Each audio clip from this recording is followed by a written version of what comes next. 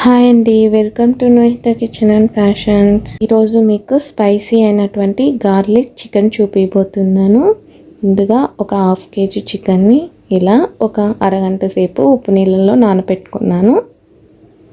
ఇలా నానబెట్టుకోవడం వల్ల స్మూత్గా అవుతుంది చికెన్ అనేది, బాయిల్ కూడా తొందరగా అవుతుంది. ఇప్పుడు చికెన్ని పక్కకు పెట్టుకొని ముందుగా ఇలా సన్నగా తరిమి పెట్టుకున్నటువంటి ఆనియన్, అల్లం పేస్ట్, అలాగే ఎల్లుల్లిపాయలని ఇలా దంచి పెట్టుకున్నాను. అండ్ ఎల్లిపాయలు కూడా తీసుకోవాలి. అలాగే గరం మసాలా, ఇది లవంగాలు, యాలకులు, దాల్చిన చెక్క, షాజీరా అండి, ఇవి మెయిన్గా కావాలి మనకి. ఇప్పుడు గార్లిక్ని ఇలా తురిమి పెట్టుకున్నాను కదా, దాన్ని ముందుగా ఇందులో వేసుకున్నాం. ఇందులోనే కొద్దిగా సాల్ట్ వేసుకోవాలి, అలాగే కొద్దిగా పసుపు.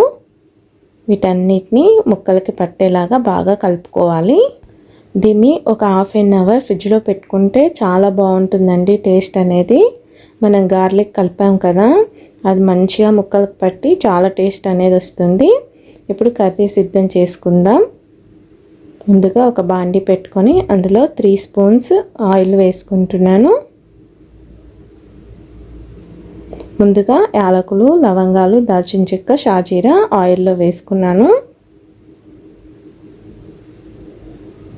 తర్వాత సన్నగా తురిమి పెట్టుకున్నటువంటి ఆనియన్స్, ఇవి మంచిగా గోల్డెన్ కలర్ రావాలి.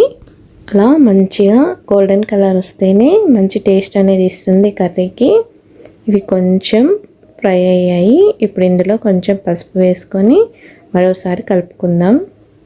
చూడండి, మంచి కొంచెం గోల్డెన్ కలర్ వచ్చేసాయి. సో ఇప్పుడు అల్లం పేస్ట్ యాడ్ చేద్దాం. ఇందులో అల్లం వెల్లుల్లి పేస్ట్ కూడా బాగా ఫ్రై అవ్వాలి. పచ్చివాసన పోయేంత వరకు వేయించుకోవాలి, ఒక 2 మినిట్స్.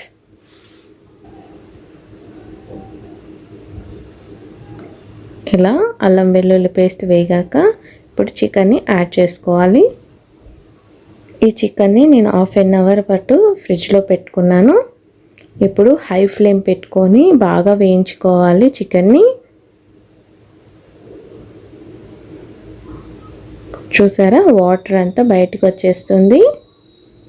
ఇంకొంచెం కావాలండి, మంచిగా ఫ్రై అవుతే చాలా టేస్ట్ ఉంటుంది. ఇప్పుడు కొద్దిగా ఫ్రై అయ్యే కలర్ చేంజ్ అయ్యాయి కదా, సో ఇందులో కొద్దిగా కారం కొంచెమే పడుతుందండి, ఎందుకంటే మనం గార్లిక్ ఎక్కువగా వేసుకుంటాం కదా, కారం కొద్దిగానే పడుతుంది. ఇప్పుడు వెల్లిపాయలని ఇలా పైనుంచి వేసుకొని ఒక అరగంట పాటు మూత పెట్టుకొని బాగా ఉడికించుకోవాలి. అరగంట అయిందండి. చూసారా, బాగా బాయిల్ అయిపోయింది. ముక్క కూడా చాలా బాగా ఉడికింది. ఇప్పుడు ఇందులో రుచికి తగినంత సాల్ట్ వేసుకోవాలి. ఒకసారి చూసి వేసుకోండి మీరు ఉప్పు అనేది.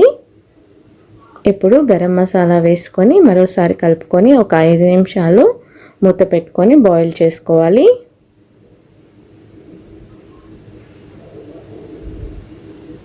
ఒక 2 మినిట్స్ అయితే అయిపోతుందండి. లాస్ట్ మూమెంట్లో మనం గరం మసాలా అనేది యాడ్ చేసుకోవాలి.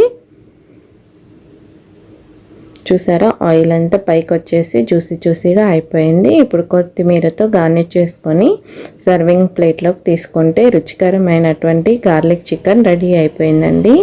చూసేసారు కదా. ఇలాంటి మరిన్ని కొత్త వీడియోస్ కోసం మా ఛానల్ని సబ్స్క్రైబ్ చేసుకోండి. Please subscribe.